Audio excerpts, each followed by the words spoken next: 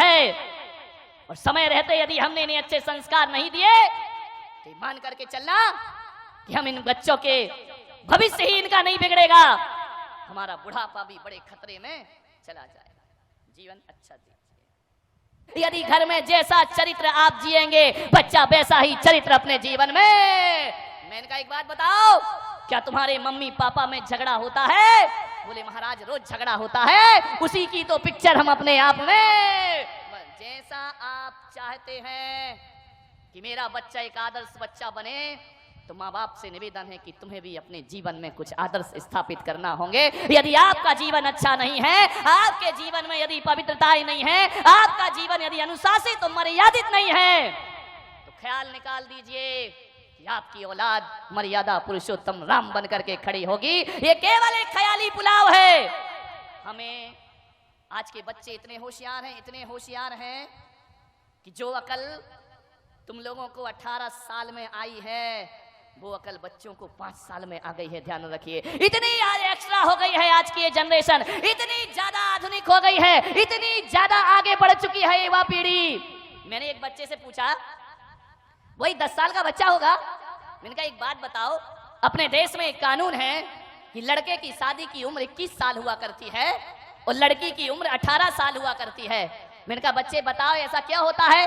बड़ा प्रतिभाशाली बच्चा रहा, उसने कहा महाराज बताओ। मैंने कहा हाँ। बोले ऐसा इसलिए होता है। मैंने कहा उसकी उम्र भी 21 साल क्यों नहीं रखी है? बोले इसलिए नहीं रखी कि जो अकल लड़कों को 21 साल में आती है वो अकल लड़कियों को 18 साल में।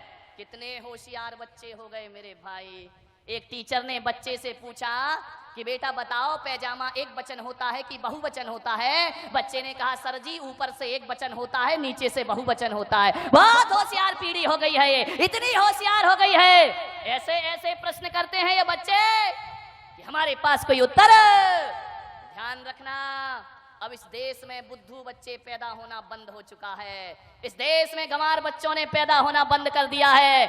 आज बच्चा पैदा होते ही मोबाइल हाथ में ले लेता है, इंटरनेट में जाकर के बैठ जाया करता है, कंप्यूटर। अरे माँ बाप को मोबाइल चलाना नहीं आते हैं। बच्चे से कहते हैं बेटा बच्चा पप्पू इसमें कुछ डाउनलोड कर दे, बच्चा कहता है बुद्धू रहा, तुम्हारी जिंदगी ऐसे ही चली गई।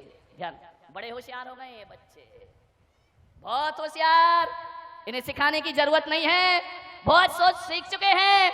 एक बच्चे ने पूछा, एक टीचर ने पूछा कि बच्चे जरा ये बताओ कि गंगा कहां से निकलती है और कहां जाके मिलती है?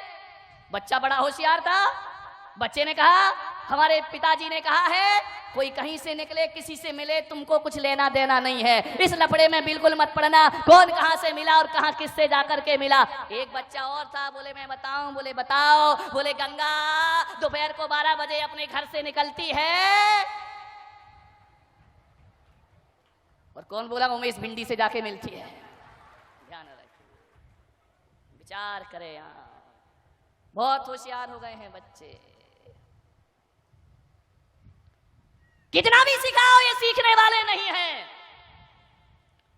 एक माँ बाप मेरे पास आए, बोले महाराज हम बच्चे को जो सिखाते हैं वो उल्टा ही करता है। मैंने कहा ध्यान रखो, ये पीढ़ी बिल्कुल नहीं सीखेगी, सिखाने के तरीके बदलना पड़ेंगे हमें। एक पति पत्नी मेरे पास दर्शन करने आए, 5-6 साल का बच्चा भी साथ था। पति पत्नी ने बच्चे से कहा कि महाराज हैं इन्हें धोख दो, इनको प्रणाम करो। बच्चा धोख देने को तैयार नहीं। माँ बाप ने उसका सिर पकड़ा और मेरे पैरों में रख दिया। अरे मैंने कहा ये क्या अत्याचार कर रहे हैं आप? बोले अत्याचार नहीं कर रहे महाराज, संस्कार दे रहे हैं। मैंने कहा धत्तेरी की संस्कार? वो अखड़ा जा रहा है, तुम उसकी गर्दन मेरे सिर में लगाए जा रहे, लगाए जा रहे, लगाए जा रहे। बच्चा कह रहा नहीं करूंगा, नहीं करूंगा, नहीं करूंगा। तो मैंने कहा इस तरीके से ये प्रणाम नहीं करेगा। तो उन्होंने कहा महाराज हम कैसे सिखाएं, बड़ा ढीठ हो गया, कुछ सीखता ही नहीं है। मैंने कहा बच्चा ढीठ नहीं हो गया, तुम्हारी सिखाने की शैली गलत हो गई है। छोटा सा बच्चा था, ज्यादा बोलना भी उसे नहीं आता था। माँ बाप से मैंने कहा एक काम करो, तुम दोनों जरा हाथ जोड़ो। माँ बाप ने हाथ जोड़े। मैंने कहा अब तुम नमोकार मंत्र पढ़ो। माँ बाप नमोकार मंत्र पढ़ने लगे। छोटे से बच्चे ने देखा कि मम्मी पापा हाथ जोड़े हैं, उसने भी झट से हाथ जोड़ लिए। अब नमोकार तो उसे आता नहीं था, वह मुंह से बुदबुदाने लगा, ओंठ चलाने लगा। अब मैंने कहा तुम दोनों प्रणाम करो। माँ बाप ने प्रणाम किया और बच्चे ने भी प्रणाम कर लिया। एक बात याद रखना, ग्वालियर वालों में आपसे इतना ही कहना चाहता हूँ, ये बात कहने का इतना ही मेरा मकसद है कि ये पीढ़ी 21वीं सदी की पीढ़ी ये सिखाने से नहीं सीखेगी, ये दिखाने से सीखा करती है। अरे जैसा तुम करोगे वैसा बच्चे करेंगे, जैसा तुम दिखाओगे बच्चे वैसा ही। अब सिखाओ मत, इन्हें करके कुछ दिखाइए। यदि आपने दिखा दिया, मालूम है बच्चे कैसे होते हैं? ये जो कैमरा लगाना मेरे सामने, टीवी का कैमरा, कभी छोटे बच्चों को देखना जो पलंग पे लेटा रहता है, वह बोलता कम है, वह देखता ज्यादा है। छोटे बच्चे किसी भी चीज को बड़ी टकटकी लगा करके देखा करते हैं। हमारी पलकें झपक जाएं लेकिन बच्चों की पलकें नहीं झपका करती हैं, बड़ी टकटकी लगा के देखते रहेंगे, देखते रहेंगे। आप सोच रहे हैं कि ये देख रहा है, अरे वो देख रहा नहीं, वो इस कैमरे की तरह निगाहें टकटकी लगा करके देख रहा है। और जो जो बच्चा देख रहा है वो उसके दिमाग में रिकॉर्ड होते चले जाता है, और जो जो रिकॉर्ड होता है वही उसका व्यवहार। अभी कैमरा मुझे देख रहा है, बिल्कुल टकटकी लगाई, यहाँ वहां नहीं देख रहा है, और अभी कुछ नहीं बोल रहा, चुपचाप खड़ा है। और जब मैं चुप हो जाऊंगा फिर ये बताएगा कि मैंने कैसा एक्शन किया, मैंने क्या बोला। अरे कैमरा अपनी तरफ से कुछ नहीं बोलता, जो बोलता है वह हमारे को देखकर बोलता है। और बच्चे अपनी तरफ से कुछ नहीं सीखते, जो भी सीखते हैं वह परिवार को देख करके सीखा करते हैं, हमारे व्यवहार को देख करके सीखा करते। हमारे घर में कैसा व्यवहार, एक पति बार बार झुंझलाएगा, बात बात पर उत्तेजित होगा। मैं आपसे पूछता हूँ, सोचो बच्चा क्या रिकॉर्डिंग करेगा। एक बात ध्यान रखिए, जब तक औलाद नहीं हुई है तब तक जो करना है कर लो, और जिस दिन किसी औलाद को जन्म दे दो तो माँ बाप बनने का रोल अदा आपको करना चाहिए, शिक्षक बनने का रोल अदा आपको करना चाहिए। माँ की गोद बच्चे की प्रथम पाठशाला हुआ करती है। स्कूली ज्ञान के भरोसे मत रहना। स्कूलों में तो केवल डिग्रियां पकड़ा दी जाएंगी, स्कूलों में डॉक्टर बनाया जाएगा, इंजीनियर बनाया जाएगा, वकील बनाया जाएगा, स्कूलों में आईएएस आईपीएस अफसर बना दिया जाएगा। लेकिन ध्यान रखना, स्कूलों में डिग्रियां मिलेंगी, तुम्हारे बेटे को डॉक्टर इंजीनियर बना देंगे, लेकिन एक बात ध्यान रखना, स्कूल की शिक्षा डॉक्टर और इंजीनियर बनाती है, माँ बाप की शिक्षा एक अच्छा इंसान बनाया करती है। आप अपने बच्चे को अच्छा इंसान बनाइए, एक आदर्श व्यक्ति बनाइए। कैसा जीवन है? एक दादाजी को बच्चा जवाब दे देता है, क्या संस्कार हैं आपके घर में? विचार करिए, सोचिए आप। एक दादाजी को बच्चा जवाब दे रहा, मैंने दादाजी से कहा कि दादाजी ये जवाब दे रहा है आपको। बोले क्या करूं महाराज, सुनता ही नहीं है। एक बोलो तो 1000 सुनाता है। मैंने कहा तुम कैसे दादाजी हो? बोले महाराज पूरे जीवन में मेरे बच्चे ने कभी मुझे जवाब नहीं दिया होगा, जो पोता मुझे जवाब देता है। मैंने कहा एक काम करो, जब ये तुम्हें अनर्गल बोले हो, जब तुम्हें जवाब दे, एक चांटा गाल में जोर से बच्चे को मार देना चाहिए। बोले महाराज कई बार मन होता है लेकिन मारने की हिम्मत नहीं होती। मैंने कहा क्यों? बोले मुझे डर लगता है कि बच्चा पलट के मुझे चांटा ना मार दे। आप सोचिए, विचार करिए, क्या संस्कार दिए हैं आपने। अरे तुम्हें दादाजी होने का हक किसने दे दिया कि एक पोते से आपको डर लगता है? नहीं मेरे भाई, ऐसे बच्चे एक आदर्श व्यक्ति तो नहीं बन सकते हैं। यदि एक दादाजी और एक बाप अपने बच्चे से कुछ कहने में डरता है तो समझना वो ऐसे आत्मघाती संस्कार दे रहा है कि आज बच्चा माँ बाप पर धौंस जमाता है, कल मोहल्ले में जमाएगा, परसों समाज में जमाएगा, और एक दिन तुम्हारा बेटा आदर्शवादी बेटा तो ना बनेगा बल्कि आतंकवादी बेटों में उस बच्चे का नाम शामिल हो जाएगा। आपसे मेरा निवेदन है, इतनी जुर्रत बच्चे की नहीं होना चाहिए कि वह माँ बाप को पलट करके जवाब दे सके। ध्यान रखिए, कैसे होगा ये? जब पति पत्नी रात दिन झगड़ते रहेंगे, लड़ते रहेंगे, जब आप अपने माँ बाप को जवाब देंगे तो औलाद भी तुम्हें जवाब देगी। ध्यान रखिए, बच्चे वही करते हैं जो तुम करते हो। ध्यान रखिए। आप सोचते हो कि बुढ़ापे में हमारा बच्चा हमारी सेवा करे, एक अच्छा बेटा बने, तो आपसे मेरा निवेदन है कि आज से ही अपने घर में बुजुर्गों का सम्मान करना सीख जाइए। अरे मैं कहता हूं कि अपनी भाषा पर विशेष ध्यान दीजिए। आदमी इतनी अनर्गल भाषा बोलता है कि वह भाषा एक दिन उसकी आदत बन जाती है और ये आदत ब्लड में जाकर के घुल जाते हैं संस्कार, फिर वही उसकी जिंदगी बन जाती है। आदर्श व्यक्तित्व बनिए, भाषा का एक आदर्श होना चाहिए। ऐसा परिवार बनाओ, ऐसा माहौल बनाए माताएं कि बड़ों से ही आप कहना ना सीखें, बल्कि बच्चों से भी आप कह करके बातें करें, बच्चों में भी जी लगा करके बातें करें। अरे बच्चों की बात तो छोड़ो, मैं तो कहता हूं कि तुम्हारे घर में जो नौकर रहता है ना, उससे भी इज्जत से पेश आइए। इज्जत से पेश आएंगे ना तो नौकर ये नहीं कहेगा कि हर साल मेरी तनख्वाह बढ़ाओ। यदि सम्मान दोगे तो उतनी तनख्वाह में भी आनंद के साथ जी लेगा, आपकी इज्जत करेगा, आपका सत्कार करेगा। इज्जत से पेश आइए, ऐसे शब्द ना बोले। मैं बड़े आदर के साथ बहुत बहुमान देता हूं कि जैन समाज में एक समाज ऐसी है जिसने आज भी अपनी भाषा की सभ्यता नहीं खोई है और इतनी अच्छी भाषा उनके घरों में बोली जाती है। मैं कोई पक्षपात नहीं कर रहा हूं, मैं पूरे देश में घूमा करता हूं, लेकिन कह सकता हूं कि जैन समाज में खंडेलवाल जैन समाज वो समाज है जहां बोली में आदर्श हुआ करता है, बोली में सभ्यता हुआ करती है। अरे बड़े तो बड़े, वहां तो साफ लगा करके बात की जाती है, वहां तो अच्छे शब्द बोले जाते हैं, वहां काका जी नहीं कहा जाता है, काका साहेब कह करके बुलाया जाता है। और तो और वहां ऐसा कल्चर है, उनकी ऐसी संस्कृति है, ऐसी पढ़ी लिखी समाज है कि ड्राइवर को भी ड्राइवर कह के नहीं बुलाते हैं, उसे भी ड्राइवर जी कह करके आवाज दिया करते हैं। ये सभ्यताएं सीखिए। आप कैसा बोलते हैं अपने घर में? इज्जत से बोलेंगे तो बच्चा भी इज्जत से बोलेगा, ध्यान रखिए। मान्यवर, किसी आदमी को क्या चाहिए? दो मीठे शब्द चाहिए और क्या चाहिए? तुम्हारे घर कोई आ जाए, मैं कहता हूं चाय फीकी हो तो चल जाएगी, लेकिन आदमी की वाणी बड़ी मीठी होना चाहिए। मीठी वाणी होगी, वाणी अंतरंग का दर्पण हुआ करती है। आप जिन शब्दों का प्रयोग करते हैं उससे आपके स्तर का पता चलता है, जिन भाषा का आप प्रयोग करते हैं उससे आपके चिंतन का पता चलता है। यदि आप असभ्यता भरी बातें बोलते हैं तो समझ लीजिए कि हमारा स्तर बहुत गिरा हुआ स्तर है। अच्छी भाषा का प्रयोग करिए, नौकर से भी आप कहकर और जी लगाकर बात करना सीखिए। यह है बच्चों की परवरिश करना। मान्यवर, सोचना है आपको, एक दो दिन अटपटा लगेगा जिन घरों में आदत नहीं है अच्छे से बोलने की। अब एक दो दिन यदि आप कहोगे बच्चों से तो बड़ा अटपटा लगेगा कि हम क्या बोल रहे हैं, ऐसा लगेगा, हंसी भी आएगी।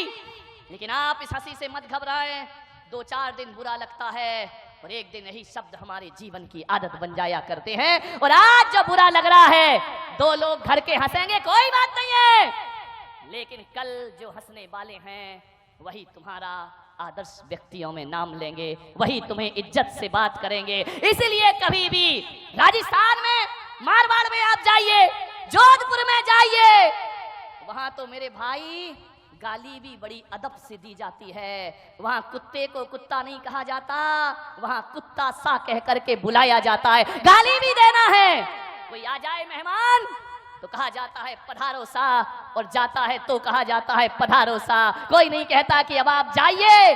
विचार करिए आप, भाषा में सभ्यता होना चाहिए। सभ्य भाषा होगी, जब तक आदमी नहीं बोल रहा है तब तक उसके प्रति आप कोई आकलन नहीं कर सकते हैं। और जिस दिन आदमी बोल पड़ता है पता चलता है कि कितने गहरे पानी में आदमी जिया करता है। अच्छी भाषा का प्रयोग करिए, बेहतरीन शब्दों का चयन करिए अपने जीवन में। यदि बच्चों को अच्छी परवरिश देना है, ध्यान रखिए, आपकी जिम्मेदारी है। एक बात याद रखना, एक विद्यालय बनाना बहुत आसान काम है, 100 स्कूल बनाना आसान काम है, कोई बहुत बड़ा काम नहीं होता है। 100 विद्यालय बनाना कोई बहुत बड़ी बात नहीं है, लेकिन एक बच्चे को अच्छे संस्कार देना ये 100 विद्यालय से बढ़कर भी मेहनत का काम हुआ करता है। 100 स्कूल से भी बड़ा काम हुआ करता है। मंदिर बनाना आसान है, लेकिन एक व्यक्ति को इंसान बनाना बहुत कठिन काम हुआ करता है, ध्यान रखिए। स्कूलों की पढ़ाई के भरोसे मत रहना, वहां तो गा से गधा पढ़ाया जाता है मेरे भाई, उससे क्या संस्कार जीवन में मिलेंगे। अच्छे संस्कार देना है, अच्छी भाषा देना है। स्कूलों में जाओगे तो आ से अनार पढ़ाया जाएगा, सा से सड़क पढ़ाई जाएगी, दा से दवात पढ़ाई जाएगी। स्कूलों की पढ़ाई में यही तो पढ़ाया जाता है बचपन से, और क्या सिखाया जाता है। लेकिन मैं कह रहा हूं, मुझ पुलक सागर की पाठशाला में आना, मैं आ से अनार नहीं सिखाऊंगा, मैं आ से अदब सिखाऊंगा और सा से सलीका सिखाऊंगा। अरे आ से अदब सिखाइए, सा से सलीका सिखाओ, दा से दोस्ती सिखाइए मान्यवर, और बा से बहादुरी सिखाइए। बा से बकरी सिखाओगे तो बकरी जैसा मैं करता रहेगा जिंदगी भर। क्या पढ़ाया जाता है स्कूल में? आजकल एक वो अंग्रेजी और आ गई, कॉन्वेंट की शिक्षा हमारी छाती पे चढ़ करके बैठ गई। जब तक दो चार फर्राटेदार इंग्लिश के शब्द ना बोले जाएं, तब तक लगता है ये पिछड़ा हुआ आदमी है, बड़े बैकवर्ड का आदमी है, ये आदमी आदर्श नहीं है। मैं कहता हूं कि अंग्रेजी के पास वो शब्द नहीं होंगे जितनी सभ्यता के शब्द हमारी हिंदी के पास हुआ करते हैं। विचार करिए आप, इंग्लिश से ज्यादा कठिन काम हिंदी हुआ करती। अंग्रेजी में तो बड़ों को भी यू बोला जाता है, छोटों को भी यू बोला जाता है, बराबर वालों को भी यू। यू का अर्थ होता है तुम, ध्यान रखिए। लेकिन मेरे यहाँ ऐसा नहीं होता है। हमारे यहाँ देखा जाता है कि बड़ों को बोलने में कितने सभ्यता भरे शब्द होना चाहिए, आपस में कैसे शब्द होना चाहिए, और छोटों में कैसे शब्द। क्या सिखाएगी अंग्रेजी, बताइए आप मान्यवर। कभी वर्णमाला देखिए, आ अनार से शुरू होती है, एंड किस पे होती है? इतनी तो हिंदी पढ़ी होगी, किस पे होती है? ज्ञानी पे शुरू होती है। अंग्रेजी की वर्णमाला कहां से शुरू होती है? ए से शुरू होती है। एंड किस में होती है? जेड में होती है। जेड माने जेब्रा। मेरी भाषा, मातृभाषा जो है ना, वो अनार से शुरू होती है और ज्ञानी बनाकर समाप्त होती है। और अंग्रेजी जो है एप्पल से शुरू होती है और जेब्रा बनाकर छोड़ा करती है। और जेब्रा का अर्थ होता है अंग्रेजी घोड़ा। जेब्रा अंग्रेजी गधा, घोड़ा भी नहीं। ध्यान रखिए, अच्छी भाषा बोल, संस्कारित शब्द होना चाहिए। बच्चों की यदि परवरिश करना है, ऐसा व्यवहार ना बनाएं अपने घर में कि बच्चे और पत्नी इंतजार करें कि पिताजी थोड़े बाहर चले जाएं तो हम सुकून का जीवन जी सकें। नहीं मेरे भाई, इसका मतलब है आपका व्यवहार रूखा है। आपके घर से जाने के बाद बच्चे यदि नाचते हैं, खुशी होते हैं, उछलते हैं, कूदते हैं, तो आपका व्यवहार जरूर रूखा है। अरे ऐसा जीवन ना बनाएं कि पत्नी और बच्चे कहें कि कुछ देर को तुम बाहर चले जाओ। ऐसा जीवन बनाओ कि 5 मिनट लेट आओ तो पत्नी का भी मन न लगे और बच्चों का भी मन न लगे। अच्छा जीवन अपना बनाइए, अच्छा व्यवहार अपना बनाइए, जिंदगी को संभालने का प्रयास करें। थोड़ा बहुत पढ़ने क्या लगता है बच्चा? क्या क्या पकड़ा देते हैं उसके हाथ में? अखबार आ जाता है उसके हाथ में, फिल्मी कहानियां आ जाती हैं उसके हाथ में। और आजकल तो मैगजीन भी कोई नहीं पढ़ता, अखबार भी कोई नहीं पढ़ता। जब से मोबाइल क्या आ गया है, किसी के हाथ में किताबें दिखाई ही नहीं दिया करती हैं। मोबाइल में लगा रहता है, रात दिन चैटिंग में लगा रहता है, व्हाट्सएप में लगा रहता है, फेसबुक में लगा रहता है। ऐसा फेसबुक में लगा है बच्चा कि घर में माँ बाप का फेस देखना भी पसंद नहीं किया करता है। उसी में वारी ये संस्कृति क्या हो रहा है हमारे देश में, विचार करिए आप। पड़ोस में रहने वाले से दोस्ती नहीं है और दुनिया से हजारों किलोमीटर दूर हैं, उससे फ्रेंडशिप किया करते हैं। आप सोचिए, घर के लोगों से बातचीत नहीं हुआ करती है, दूसरों से रिलेशनशिप मनाई जाती। आप विचार करिए क्या होगा। हम अपना जीवन याद करते हैं। आज का बच्चा 5-10 साल का हो नहीं पाता, हाथ में महंगा मोबाइल आ जाता है। 5वीं 8वीं पढ़ता है, स्कूटी आ जाती है, बच्चा गाड़ी चलाता है। हमें अपने दिन याद है भाई, तुम भी अपने दिन याद करो कि तुम्हारा बचपन कैसा था, अपने दिन वो कैसे थे। अरे 9वीं 8वीं क्लास में आने के बाद मैंने फुल पैंट पहनना सीखा है मेरे भाई। हाफ पैंट में ही 8वीं क्लास तक पढ़ लिया करते थे, स्कूल में भी हाफ पैंट में ही चले जाया करते थे। अरे मोबाइल की बात तो छोड़ो, प्रतिदिन चने खाने को 10 पैसे भी नहीं मिला करते थे। ध्यान रखिए, उसमें अभी देखना पड़ता था, कई बार मनुहार करना पड़ता था। 10-10 पैसे चाराने के लिए हमें इंतजार करना पड़ता था। आज कितनी सुविधाएं हमारे बच्चों को है, टीवी है, इंटरनेट है, कंप्यूटर है, गाड़ी है, सब कुछ उसके पास है। आज पहले तो हम अपने माँ बाप से नजरें मिलाने में हमें डर लगता था, उनके सामने जुबान खोलने में डर लगता था। आज तो बच्चों को इतनी सुविधाएं दी जाती हैं, सब कुछ लगा देते हैं माँ बाप उनके लिए।